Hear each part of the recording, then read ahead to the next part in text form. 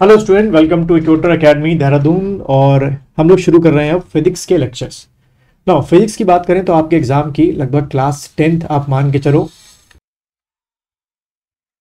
और कुछ क्वेश्चन जो है क्लास 11 तक के लेवल के भी आते हैं। चलिए शुरुआत करते हैं। सबसे पहला जो हमारा चैप्टर है आपका फिजिक्स के अंदर वो है अबाउट द यूनिट। ठीक है, नाउ यूनिट क्या है? The reference standard of measurement of physical quantity. ठीक है, measurement of what? Physical quantity is called unit. यानी कि whenever you going to any shop, ठीक है, शॉप में अगर आपको कोई चीज क्या करनी है, वांट टू परचेज, जैसे कोई खाने पीने का सामान, तो आप उनसे मांगते हो कि 1 kg of rice, 1 kg of wheat या 1 लीटर ऑफ व्हाट ऑयल आपका हो गया, तो उसके लिए एक यूनिट यूज की जाती है, उसी के बेसिस पे देता है। और whenever you go to what आपका you go to electric shop, ठीक है, इलेक्ट्रिक शॉप में जब आप जाते हो तभी वहां पे क्या बोलते हो, उसे कोई यूनिट बोलते हो कि भाई 50 वॉट का 60 वॉट का बल्ब दे दो। नाउ काइंड्स ऑफ यूनिट क्या होती है? Units are of 2 kinds. पहला क्या है? फंडामेंटल और बेसिक यूनिट्स, एंड दूसरा क्या है? Drive units. अभी पढ़ते हैं इनको, दोनों क्या चीजें हैं। नाउ फंडामेंटल यूनिट्स क्या होती है? A fundamental unit is that which is independent of any other unit, यानी कि आप उसको एक्सप्रेस कर सकते हो इंडिपेंडेंटली। जैसे कि मैंने बोला मास, कि मैंने बोला कि केजी में है, कि ग्राम में आप कोई चीज परचेज कर रहे हो। लेंथ में कैसे होता है? किलोमीटर में होता है, या मीटर्स में होता है, ठीक है, या सेंटीमीटर में होता है। तो इंडिपेंडेंट है of any unit which can neither be change nor can not be related to any other fundamental unit. ठीक है, ये आपको ध्यान में रखना है। नाउ ड्राइव यूनिट्स क्या होती हैं? Drive units are those which depend on fundamental units or which can be expressed in terms of fundamental units। ठीक है, जो डिपेंडेंट भी होती है और एक्सप्रेस भी होती है in terms of fundamental unit. जैसे कि क्या हो गया? स्पीड हो गया, वेलोसिटी हो गया, फोर्स हो गया, आर कॉल्ड ड्राइव्ड यूनिट। ठीक है, तो एक ये बेसिक आपको फर्क दोनों में समझना है। Now in mechanics length, mass and time are 3 fundamental quantities. ठीक है, ये 3 पे हमेशा आपको ध्यान रखना है। लेंथ, मास हो गया, जैसे मैंने बोला किसी बाइक की लेंथ क्या है या कार की लेंथ क्या, उसका मास क्या है ना। या वो जब वो बाइक जो है आपकी, जैसे बोल रहा ना मैंने कि आपकी एक बाइक है, उसका मास जो है माना मैंने कितना हो गया, 150 kg की आपकी बाइक है। ठीक है, 150 kg की बाइक है और उसका टाइम पीरियड स्पीड से चल रही है। ठीक है, तो ये सब चीजें हम लोग यूज करते हैं। Now they independent of each other and all other quantities can be related with them. Now MKS system क्या होता है? इसको हम लोग बोलते हैं matrix system. In this system the unit of length is metre, mass is kilogram, and time का जो होता है वो सेकंड होता है। ठीक है, तो एमआई यूनिट को आपको एमके यूनिट को ध्यान में रखना है कि इसका क्या यूनिट है। कई बार ये एग्जाम में पूछ लेते हैं। ठीक है, ये छोटी छोटी चीजें भी आपको पूछ जाती है एग्जाम में, और अगर याद ना हो तो बहुत ज्यादा से वो आपको परेशान करती है एग्जाम के टाइम। चलो आगे बढ़ते हैं हम लोग। नाउ अगर हम बात करें इसी के अकॉर्डिंग एसआई यूनिट की, यानी कि international system of unit, SI बोलते हैं उसको हम लोग। In 1971 the international bureau of weights and measurement held its meeting and decide a system of unit which is known as international system of unit. कि भाई हर कंट्री क्या करे, उसको आपका फॉलो अप करे। वरना शुरू में बहुत प्रॉब्लम्स हो रही थी, अलग अलग कॉन्टिनेंट्स में, अलग अलग देश में अलग अलग यूनिट्स को यूज किया जा रहा था। तो भाई ये एक स्टैंडर्ड यूनिट बनाना जरूरी था, क्योंकि जो एक्सपोर्ट इंपोर्ट होता है उसमें काम आए। Now the SI unit are based on the following 7 fundamental units. ठीक है, एंड 2 सप्लीमेंट्री यूनिट। तो ये आपको थोड़ा सा मगअप करना पड़ेगा एग्जाम में। कई बार यहाँ से भी आ जाता है कि जो 7 फंडामेंटल यूनिट्स है उनका वो क्या है सिंबल, और लिखते कैसे। जैसे लेंथ का क्या हो गया? मीटर हो गया, मास किलोग्राम, टाइम सेकेंड्स, टेम्परेचर का kelvin, electric current ampere, luminous intensity candela, quantity of matter molecule या मोल हम बोलते हैं, और बाकी प्लेन एंगल रेडियन और सॉलिड एंगल का भी देखते हैं। बस ये आपको शुरू वाली जो आपकी है ना बच्चों 7 ये वाली, ये बस आपको याद रखना ज्यादा जरूरी है, क्योंकि इससे आपके जो क्वेश्चन है काफी आपके बन जाते हैं। तो अगला हम देखते हैं टॉपिक, इसमें यूनिट के बाद है वो है आपका मोशन। ठीक है, तो मोशन क्या होता है?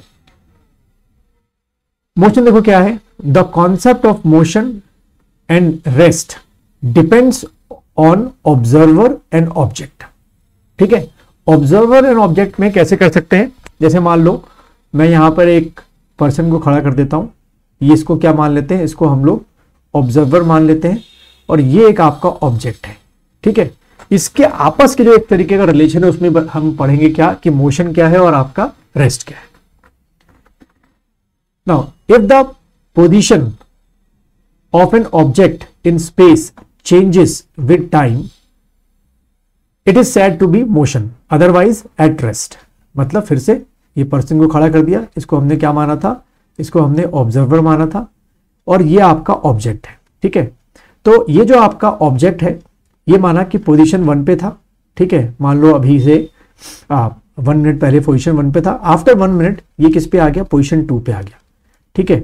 यानी कि इसकी जो पोजीशन है ऑब्जेक्ट की वो क्या हुई है, as according to time change हुई है। आफ्टर, जैसे मैंने बोला कि 3 बजे वो P1 पोजीशन पे था, और 3:05 पर 3:05 पर उसने अपनी पोजीशन चेंज की और वो P2 पर पहुंच गया। यानी कि हम तक बोलेंगे कि ये जो ऑब्जेक्ट है, ऑब्जर्वर ने क्या ऑब्जर्व किया कि ये ऑब्जेक्ट क्या कर रहा है, मोशन में क्यों, क्योंकि इसने अपने टाइम के अकॉर्डिंग जैसे टाइम बीता अपनी पोजीशन चेंज की, P1 से कहां पर आ गया बच्चों, P2 पर आ गया, ठीक है। और अगर नहीं आता है तो फिर हम बोलेंगे भाई ये अभी भी किस पे है, आपकी रेस्ट की किस पे है, पोजीशन पे बैठा हुआ है।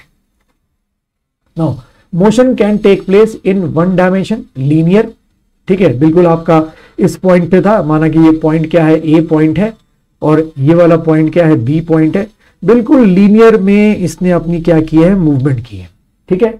यह 2 डायमेंशनल होता है या 3 डायमेंशनल होता है। अब इसको मैं लास्ट में आप लोगों को बताऊंगा कि 1 डायमेंशनल, 2 डायमेंशनल और 3 डायमेंशनल क्या होता है। इसमें ज्यादा नहीं पढ़ना, आपके एग्जाम की बात करें। नाउ टाइप्स ऑफ मोशन की बात करें तो motion can be divided into following 3 types. 3 तरीके के मोशन हम लोग पढ़ेंगे, ठीक है। और इन्हीं 3 से आपके एग्जाम बनते हैं और इससे ज्यादा हमको डिटेल में नहीं जाना होता है। तो 3 टाइप्स ऑफ मोशन देख लेते हैं क्या क्या है। अब हम सबसे पहले मोशन की बात करेंगे बच्चों। सबसे पहला है रेक्टिलिनियर एंड ट्रांसलेटरी मोशन, ठीक है। भारी भरकम वर्ड है, रेक्टिलिनियर एंड ट्रांसलेटरी मोशन। ये क्या होता है भाई, इफ अ पार्टिकल और a body treated as a point, ठीक है, ध्यान रखना कैसे ट्रीट कर रहे हो, एज अ पॉइंट कर रहे हो, is moving along a straight line, the motion is called rectilinear. Simple है कि हमने माना कि ये आपका एक पॉइंट था A, और ये लीनियर आपका पाथ है, और ये पॉइंट आपका क्या है, B है। तो इस पाथ पर, ठीक है, आपका एक पॉइंट नहीं, यहां से A से B तक का क्या किया, आपका ट्रैवलिंग की। तो हमने बोला भाई ये कैसा है, रेक्टिलिनियर मोशन है। इसी में भारी भरकम अगर ये डेफिनेशन देखें सेकंड वाली, if the body can not be treated as a point. अब यहां पे हमने उसको एज अ पॉइंट ट्रीट नहीं किया है, but moves in such a way that all its particle move simultaneously along straight line which by shift through equal distance in giving time the motion of a body is called translatory, ठीक है। ये भारी भरकम definition है, but इसको मैं बताता हूं इसका मतलब क्या हुआ। तो इसको हम लोग क्या करें, एक इमेज के थ्रू देख लेते हैं ट्रांसलेटरी मोशन क्या हुआ। जैसे कि ये पूरी की पूरी एक कार, और उसके बैठा हुआ अंदर क्या हो गया, आपका ह्यूमन हो गया, ठीक है। पहले हम क्या बोल रहे थे, आपका जो फर्स्ट आपका था रेक्टिलिनियर मोशन क्या था, जब सिर्फ एक पॉइंट आपका लीनियर आपका क्या करे, ट्रैवलिंग करे, तो रेक्टिलिनियर मोशन हो गया, ठीक है। लेकिन हमने इस बार क्या किया, सेकंड वाले में, ये जो कार है बहुत सारे पॉइंट से मिलकर बनी होगी, ये जो ह्यूमन बीइंग है बहुत सारे पॉइंट से मिलकर बना होगा। तो ये पूरा का पूरा जब एक पॉइंट से A पॉइंट से B पॉइंट तक का मूवमेंट करे तो उसको हम लोग क्या बोलते हैं बच्चों, उसको हम लोग बोलते हैं ट्रांसलेटरी मोशन। बस सिंपल इतना आपको ध्यान में रखना है। नाउ सेकंड मोशन जो है हमारा, वो है बच्चों क्या, आपका सर्कुलर और रोटेटरी मोशन या एंड रोटेटरी मोशन। ये भी आसान है। If a particle or a body treated as a point is moving on a circle, the motion is called circular।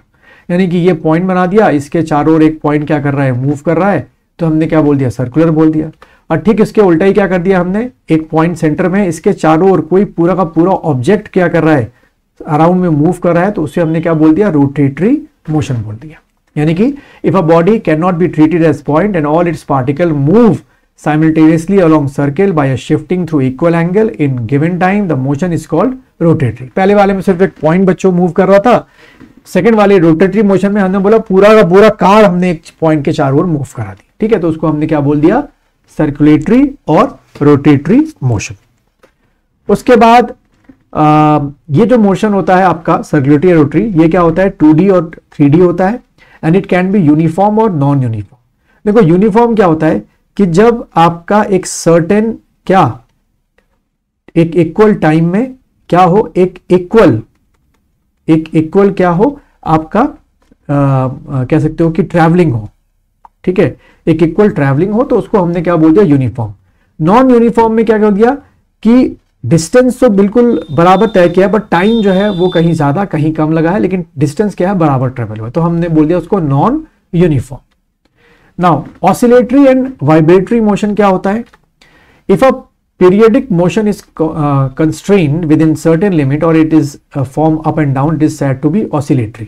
Simple आपने देखा होगा पेंडुलम का, ठीक है, एक पेंडुलम का जो मूवमेंट होता है वो आपका एक क्या होता है, ऑसिलेटरी मूवमेंट माना जाता है, ठीक है। नाउ डायमेंशन ऑफ मोशन को देख लेते हैं। तो डायमेंशन ऑफ मोशन में आपका सबसे पहला जो होता है वो क्या होता है, वन डायमेंशनल मोशन, ठीक है, ये आपका पहला हो गया वन डायमेंशनल। इसका खाली आप लोग को डायग्राम के थ्रू समझना है, डायमेंशनल मोशन, ठीक है, वन डायमेंशनल मोशन। इसका जो बनेगा कुछ इस तरीके से बनेगा कि सिंगल आपकी एक लाइन में मोशन आपका हो रहा है, ठीक है। फिर आपका एक 2 डायमेंशनल मोशन अगर देखें तो उसमें क्या करेंगे हम लोग, दो लेंगे, एक आपका वाई एक्सिस लेंगे, एक आपका एक्स एक्सिस लेंगे, ठीक है, उसमें मोशन को देखेंगे 2 डायमेंशनल मोशन को। और आपका जो 3 डायमेंशनल मोशन होता है उसमें कुछ इस तरीके के आपको मोशन देखने होते हैं, यानी कि इसमें हम लोग क्या लेते हैं, एक्स आपका लेते हैं, वाई लेते हैं और आपका जेड लेते हैं, बस इससे ज़्यादा आपको नहीं समझना, इतना आपके पेपर के लिए क्या है बच्चों, सफिशिएंट है।